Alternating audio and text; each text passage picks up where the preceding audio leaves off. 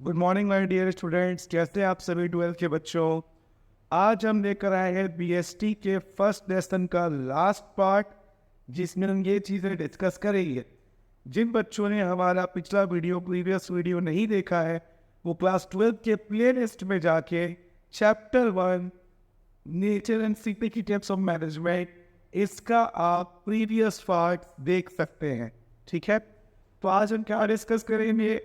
आज हम डिस्कस करेंगे functions of management, coordination, features of coordination and importance of coordination. आज हम इन चीज़ों को डिस्कस करेंगे। सबसे पहले हम पढ़ेंगे फंक्शंस ऑफ मैनेजमेंट। मैनेजमेंट का पहला फंक्शन है बच्चों प्लानिंग। प्लानिंग का क्या मतलब होता है? What to do, when to do, how to do. क्या करें, व्हाट टू डू, तो व्हेन टू डू कब करें, एंड हाउ टू डू और कैसे करें। किसी भी बिजनेस को स्टार्ट करने के लिए एक लॉन्ग टर्म प्लानिंग की ज़रूरत होती है। कौन सा बिजनेस करेंगे, वर्कर्स कहाँ से आएंगे, कितना पैसा डालेंगे, इन्वेस्टमेंट कितना होगा, रॉ मटेरियल कहाँ से लाएंगे, कहाँ से वर्कर्स आएंगे, वर्कर्स को किस बेसिस पे जॉब पे रखा जाएगा, गवर्नमेंट से परमिशन कैसे लेंगे, कितना सेल्स पहले साल में एक्सपेक्ट कर रहे हैं। ये सारी चीज़ें प्लानिंग में आती हैं। और planning is never done for the past. बीते हुए समय के प्लानिंग नहीं होता बच्चों। आप अभी क्लास 12th में हैं, आप कॉलेज की और फ्यूचर की प्लानिंग कर सकते हैं, 11th की प्लानिंग आप कर सकते हैं नहीं, क्योंकि वो बीत चुका है। तो planning is always done for the future. और इसमें आपका है what to do, when to do, how to do. And planning reduces uncertainty. अगर किसी बिजनेस ने प्लान कर लिया है तो आने वाले जो डेंजर्स हैं उससे वो खुद को बचा लेगा। एग्जाम्पल, जैसे बिजनेस में रिस्क होता है, जैसे नेचुरल कैलेमिटी, आग लग गया, बारिश हो गई, फ्लड आ गया, है ना। जैसे मुंबई में, अभी महाराष्ट्र में आप देख रहे हैं कितनी बारिश हो रही है। पिछले साल उत्तराखंड में बारिश की वजह से कितने सारे बिजनेस को लॉस हो गया। तो जब बिजनेस को पता है कि फ्यूचर में कभी भी कुछ ऐसा अनफोर्सिंग कॉन्टिजेंसी, ऐसे लॉस आ सकते हैं, तो बिजनेस वाले प्लान करके इंश्योरेंस करवा देते हैं। तो अगर कुछ प्रॉब्लम हो भी गया तो इंश्योरेंस उसका कवर, पैसा क्लेम आ जाएगा और लॉस नहीं होगा। तो प्लानिंग करके अगर आप बिजनेस में आगे बढ़ते हैं तो आपको लॉसेस नहीं होंगे, आपके सक्सेस होने के चांसेस बढ़ जाएंगे। ठीक है, जैसे फॉर एग्जाम्पल ले लीजिए, भारत ने अभी अभी वर्ल्ड कप जीता है, तो इस वर्ल्ड कप की कितनी लंबी प्लानिंग हुई होगी। कौन ओपनिंग करेगा, पावर प्ले में कैसे खेलेंगे, बॉलिंग कौन करेगा, पहला ओवर कौन करेगा, विकेट गिर जाएंगे तो कैसे बैटिंग की जाएगी। ये सब कुछ बहुत समय से प्लान किया जा रहा है। तो बिजनेस में भी प्लान करना पड़ेगा। अब मान लीजिए बिजनेस ने डिसाइड किया मैं डायमंड का बिजनेस करूंगा, बिना कुछ प्लान किए वो उतर गया। अब डायमंड कहाँ से आएगा, डायमंड का पॉलिशिंग कौन करेगा, कटिंग कैसे करेंगे, ये सब डिस्कस ही नहीं हुआ, वर्कर ही नहीं हुए, फ्लॉप हो गया बिजनेस। तो आपको पहले से ही आपको प्लानिंग करनी पड़ती है, what to do, where to do and how to do. इसके बाद आता है organising. Once the planning is done, then all the necessary arrangements to execute the plan is being conducted by the entrepreneur. Means एक बार जब decide हो गया कि क्या करना है, उसके बाद उसके लिए जो चीज़ें जरूरी है उन सब की अरेंजमेंट करने को कहते हैं ऑर्गेनाइजिंग। जैसे फर्म ने डिसाइड किया कि हम फर्नीचर के बिजनेस में उतरेंगे, तो अब इसके लिए जो पैसा लगेगा, उस पैसे का अरेंजमेंट कैसे होगा, किस बैंक से लोन लेंगे, अपने घर से कितना पैसा लगाएंगे, जमीन कहाँ से ली जाएगी, उसका फंडिंग कहाँ से आएगा, गवर्नमेंट से परमिशन लेने कौन जाएगा, वर्कर्स को अपॉइंट करने के लिए जो फॉर्मेलिटीज है वो कैसे पूरी होंगी, ये सारा कुछ ऑर्गेनाइजिंग में आ जाएगा। जैसे स्कूल में डिसाइड हुआ कि 25 को स्पोर्ट्स डे मनाएंगे, ये प्लान हो गया कि ये क्लास के बच्चे पार्टिसिपेट करेंगे, ये इवेंट्स होंगे, इस डेट पे होगा, ये सारी चीज़ें प्लान। अब ऑर्गेनाइजिंग, स्पोर्ट्स कराने के लिए मेडल चाहिए होगा, मेडल्स लेकर आने हैं, स्टॉप वॉच लेके आना है, चूना से प्रोग्राम को सजाना है, ये सब आ जाएगा ऑर्गेनाइजिंग में। तो ऑर्गेनाइजिंग का मतलब जो प्लान है उसको एग्जीक्यूट करने के लिए जो चीज़ों की ज़रूरत पड़ेगी उसको अरेंज करना, उसको कहते हैं ऑर्गेनाइजिंग। इसके बाद starting. It is the most important function of management. What does it mean? It means to appoint employees and capable employees. The employees who are very good, because it doesn't matter how much capital you have, it doesn't matter how big machines you have. The matter is how much talented worker you are having, how many talented workers you are having actually, because these workers are going to work on grassroots level. They are going to operate the machines. ये वही workers हैं जो आपके plans को execute करेंगे. आपने decide किया इस बार बहुत अच्छी क्वालिटी का रॉ मटेरियल खरीदेंगे आप, लेकिन रॉ मटेरियल को परचेस करने की जिम्मेदारी आपने अपने एचओडी को दी है. और अगर वो एचओडी टैलेंटेड नहीं है, केपेबल नहीं है, वो घटिया क्वालिटी का मान रहेगा और आपकी कंपनी का जो नेम और फेम है वो खराब हो. तो staffing is a very critical function of management, because आपको टैलेंटेड हार्ड वर्किंग वर्कर्स की जरूरत पड़ेगी. और ना सिर्फ उनको जॉब देना है, बल्कि उनको ट्रेनिंग देनी है, अच्छी सैलरी देनी है, प्लस मैनेजमेंट घर गाड़ी ये सब देना है, ताकि वो आपकी कंपनी के लिए मोटिवेटेड रहे और अच्छे से काम करे. टाइम टू टाइम प्रमोशन भी देना होगा. बिकॉज कितना ही अच्छी मशीन से एग्जाम्पल लीजिए, बहुत शानदार ढाबा है, बहुत ही शानदार इंटीरियर, एसी, सब कुछ बहुत बढ़िया है, लेकिन जो वर्कर्स है वो ठीक से खाना नहीं बना रहे. क्या उस ढाबे में वो खाना खाने आएंगे? नहीं आएंगे. दूसरी तरफ एक ढाबा बहुत ही छोटा सा है, पुराना है, लेकिन उसका जो स्टाफ है बहुत ही टेस्टी और डिलीशियस फूड बनाता है, वहाँ दूर दूर से लोग आएंगे. इसीलिए staffing is very important for management. इसके बाद आता है directing. What does directing means? To instruct your workers time to time how to complete a task. आपको वर्कर्स को मोटिवेट करना होगा, उनको डायरेक्शन देना होगा कि कैसे काम करना है, किस तरह से काम को ऑर्गेनाइज करना है. बड़े बड़े कंपनी के जो डायरेक्टर्स होते हैं वर्कर्स की मीटिंग्स देते हैं, उनको समझाते हैं, उनको मोटिवेट करते हैं, इंस्ट्रक्शन देते हैं.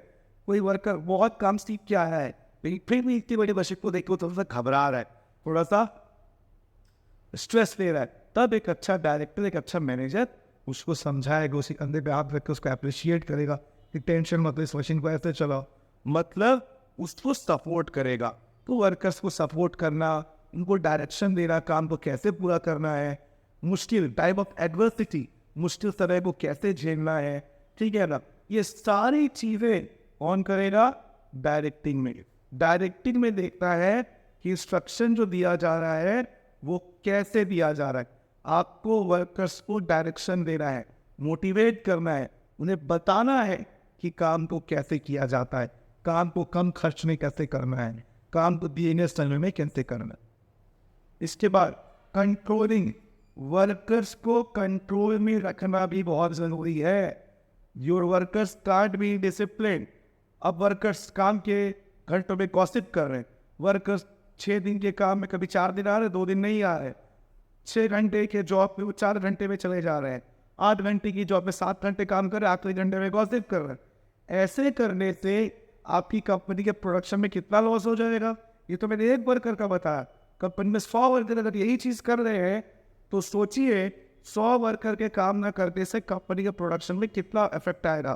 कंपनी अपने टारगेट्स को पूरा नहीं कर पाएगी, कंपनी अपने कॉन्ट्रैक्ट्स को टाइम पे कंप्लीट नहीं कर पाएगी, कंपनी का मार्केट में गुडविल, रेपुटेशन खराब होगा, और ऐसी कंपनी को कोई भी अपना प्रोजेक्ट नहीं देगा. इससे वर्कर्स को कंट्रोल करना, डिसिप्लिन में रखना बहुत इंपॉर्टेंट है कि वर्कर्स टाइम से काम के बीच में गॉसिप्स ना हो, प्रोडक्शन सही से हो, जो टाइम दिया गया है उसी टाइम में प्रोजेक्ट्स पूरे हैं. तो ये है कंट्रोलिंग. इस तरह से हमने डिस्कस कर लिया फंक्शंस ऑफ मैनेजमेंट. अब हम डिस्कस करेंगे कोऑर्डिनेशन के बारे में. Now we will discuss about coordination. First of all we have to understand what is coordination. Coordination means to synchronise, to take all the workers at the same page.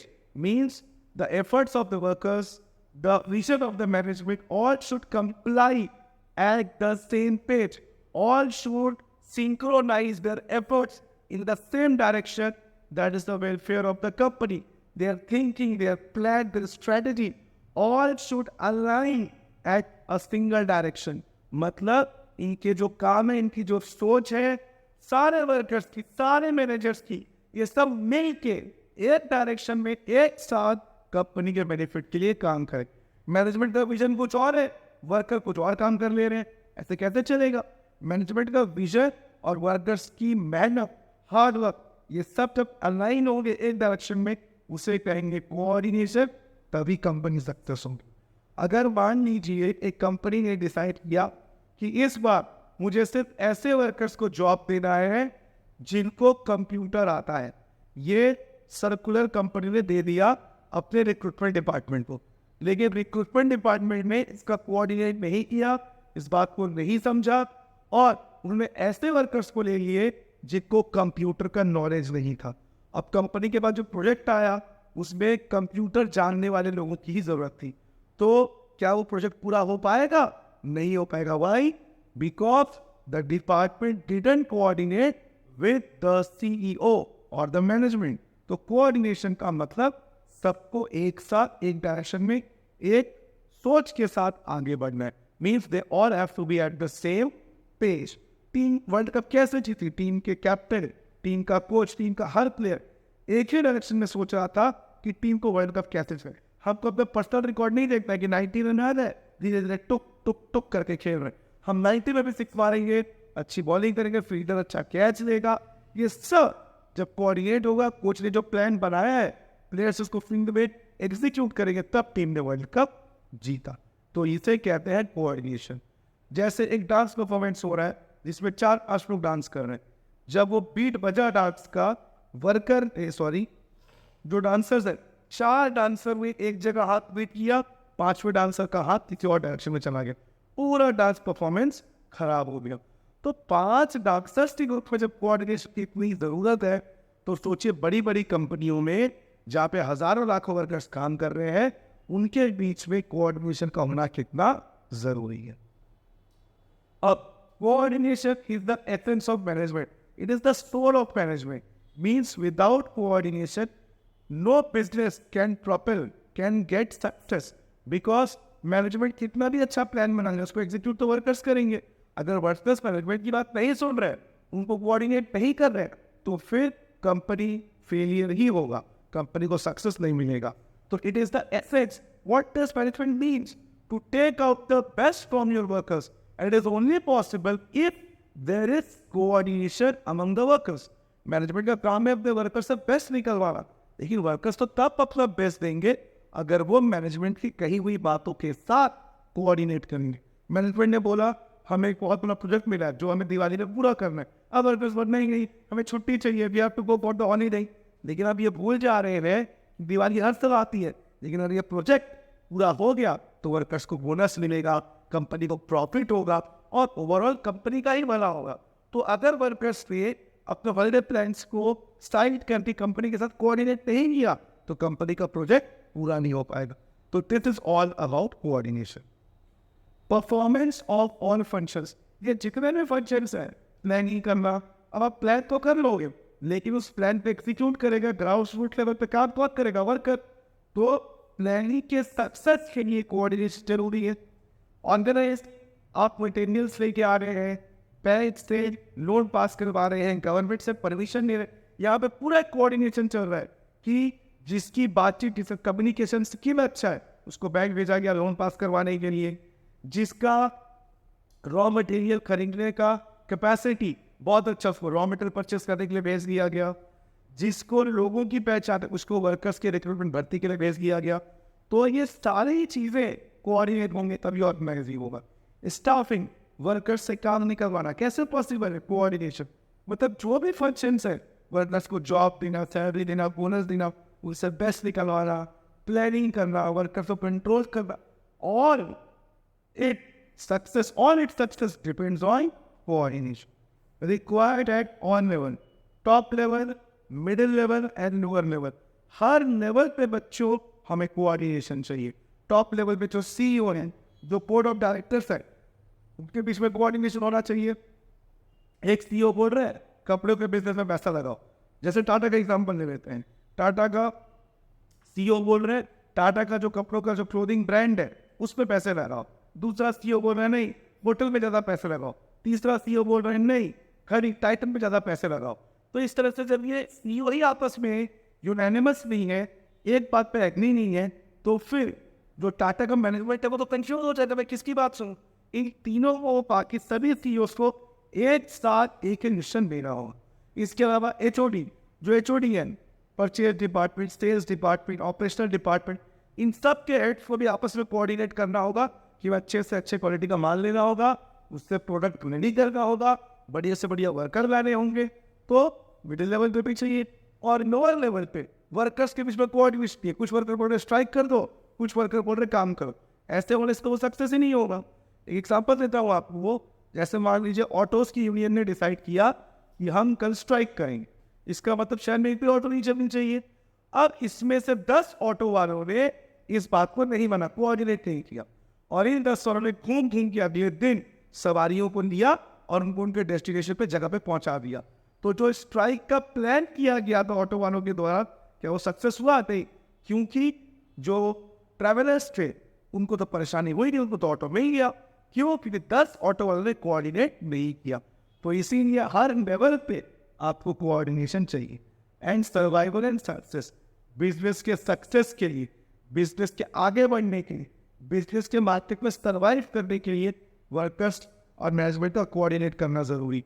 जिस company में workers के बीच में fights हो रहे हैं, जो CEOs हैं उनके बीच में कॉन्फ्लिक्ट्स हो रहे हैं, डिसएग्रीमेंट्स हो रहे हैं, झगड़े हो रहे हैं, वो कंपनी कभी भी आगे नहीं बढ़ती। Nature and features of coordination, अब हम डिस्कस करेंगे इंपॉर्टेंट फीचर्स ऑफ कोऑर्डिनेशन।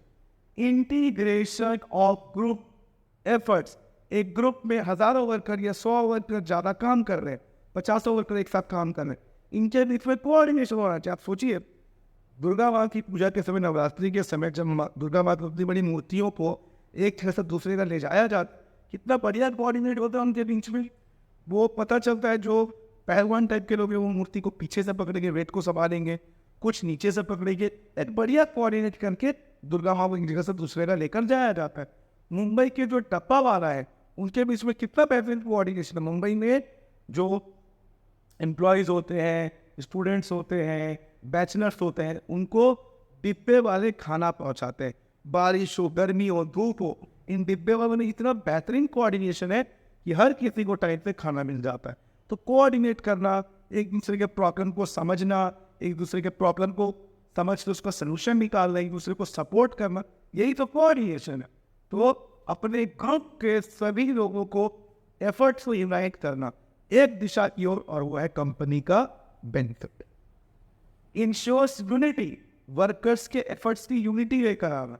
अभी कुछ वर्कर्स बोल रहे हैं कि इस काम को कर लेते हैं, स्ट्राइक अभी नहीं करते, कुछ वर्कर बोल रहे हैं स्ट्राइक कर दो।